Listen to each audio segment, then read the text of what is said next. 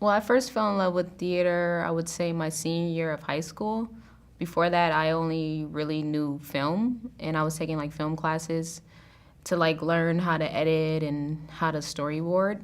But it was difficult for me to like write scripts and screenwriting. I couldn't enjoy it because of all the technical aspect. But I enjoyed acting. So like my final year, I did a play at Jordan High School, and it was really fun, and I enjoyed it. And I still had my mindset on being a film actor, but everyone was telling me like, do theater first because like that's the foundation. I didn't really know what that meant until I went to Cal State Long Beach and I studied theater.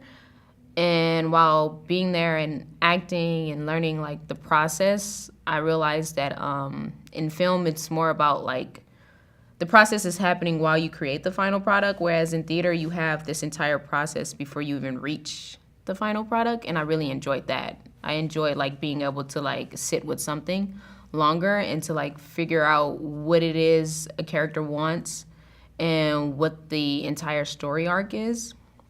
So I would say that's like when I fell in love with it, because I fell in love with the process.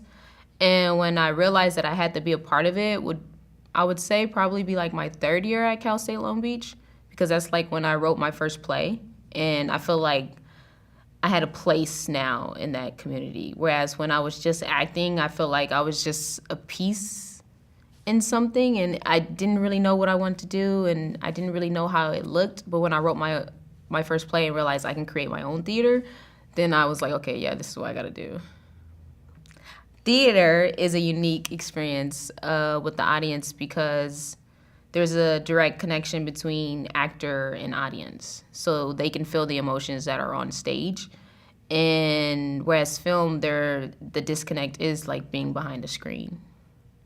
I feel like local theater and regional theater is like the biggest part of theater. It's the thing that a lot of folks are introduced to. A lot of communities don't necessarily have access to larger theater productions. So having local theater productions puts them in the room, teaches them the process, gives them the opportunity to like utilize different skills that they can use just in life in general. So I feel like it's very relevant, and without it, we will be missing a large piece of like audience, because access is a big thing when it comes to theater. I feel like theater and social activism is one and the same. There's something theatrical about that, sharing a space. There's usually someone speaking and there's an audience. So theater just does that in a more theatrical way, using storyline and characters, set pieces, lights, everything. I feel like there's always something political happening to a character. You can't separate someone from the politics of them, which is unfortunate, but I feel like theater utilizes that in a way that can still entertain, that can still connect to an audience. I fell in love with writing, I would say, from a young child. I used to like write children's books and like poems and things for like my family to read. So I always enjoy like storytelling in that way, because I feel like I see art in a very written through language. Like I really like words. I like the way words sound. So poetry was just, something that I feel like was the easiest way to connect through writing. But when it came to playwriting, I fell in love with playwriting when I realized I could develop a character.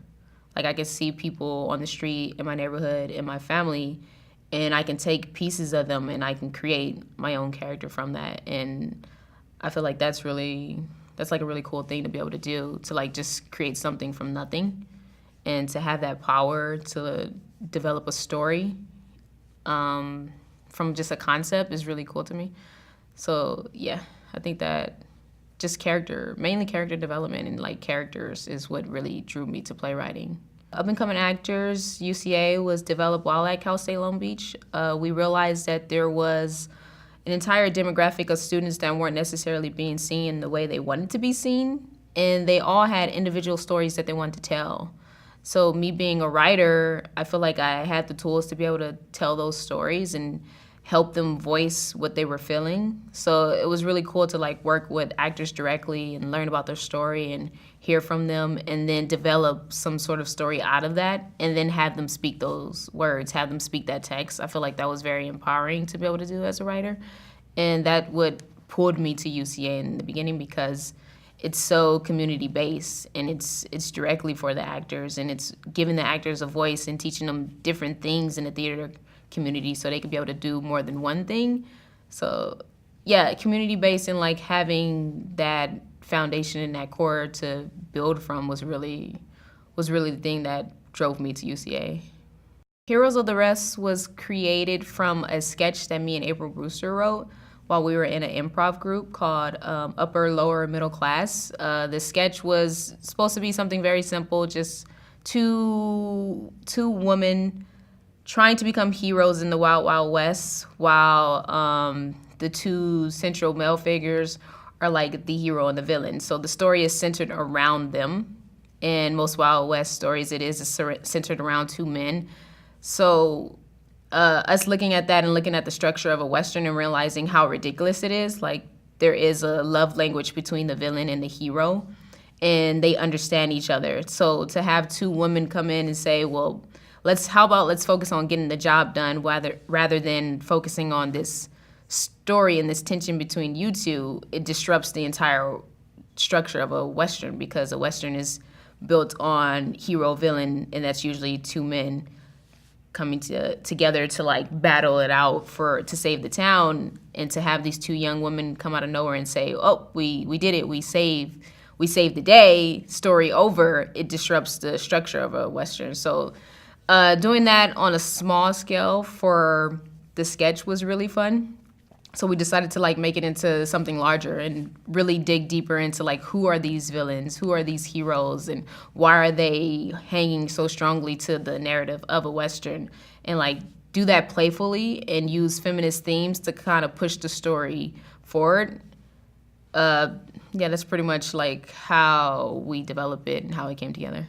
The main story arc is Hank the Hunter is the town hero, and Toothnose is the town villain. And Betsy and Daisy are two young women who live kind of on the outskirts of town, and they work on a ranch. They decide one day that they're going to ask Hank to if they could be his apprentices and if they could work with him. And he says yes, and they soon realize that he just wants them to be maids. So they go against his wishes, and they save the day, and he realizes that it's very easy to do the job that he's been trying to do all his life. And it just chaos ensues. Like he tries to destroy the new town heroes because he is so used to being praised. Toothnose is just the villain. He is kind of two-dimensional. We don't really go into depth about like who he is or what he wants. He's just there to like cause chaos and to like battle it out with Hank. And he enjoys that relationship that he has with Hank, the town hero. Hank the Hunter has like a deeper background. He grew up in a sort of abusive situation with his mom, and he wasn't really able to express his more feminine and sensitive side as a child. So since he was forced to like restrict that part of him, as he got older, he became very misogynistic and one-sided, and didn't really want to see where the females in his life or the women in his life were coming from. So him becoming the town hero, he was just being awarded for bad behavior. Whereas Betsy and Daisy are like two young women who parents really want them to just be domesticated women and to focus on working on the ranch, milking cows, and doing all of these like kind of ridiculous things to like maintain the ranch. But they realize that they want something more in life. They want to be their own heroes. They want to be the town heroes. They don't just idolize Hank. They want to be their own Hank in their own way and save the town in their own way. So I feel like everyone like is in some ways Betsy and Daisy are like going against the status quo, whereas Hank and Toothnose are the status quo. And that's where the real conflict comes in. The underlying message to Heroes of the West, I would say, is sometimes the norm can be toxic, and in order to combat that toxicity, you just have to be true to your own self. So the two main characters, Betsy and Daisy, they're just being true to who they are. It's not like they're trying to disrupt the status quo, but by being who they are, it does disrupt the status quo. So I would say the underlying message is to just, in order to really reach your true self, you have to just live it daily and not be afraid of like the consequence of that. Heroes of the West is a great opportunity to come together and share a laugh about something that isn't necessarily always funny. And I feel like that's a way into a conversation that is difficult to have. And I enjoy having difficult conversations, but I also understand that everything can't be said directly in order for it to be completely received. I want them to laugh. I want the audience to laugh while watching Heroes of the West because it is very campy. It is very goofy. I want them to feel like they can relax and really enjoy the piece. And the main thing that I want them to take away from it is some of its more prominent feminist themes, which is that women can be the heroes of their own story. The Southern California community must see this show because they're going to enjoy it. It's very ridiculous. It's a Western, and to be in Southern California and watch a Western, it's something that parents can enjoy as well as children, but there's things in it that don't necessarily go with what a normal Western. So it's fun to kind of play with that structure and go against it and use these meta like incidents to like kind of disrupt that narrative. I think it's something that people can go into with their own assumptions of what a Western is and then leave out with something completely different.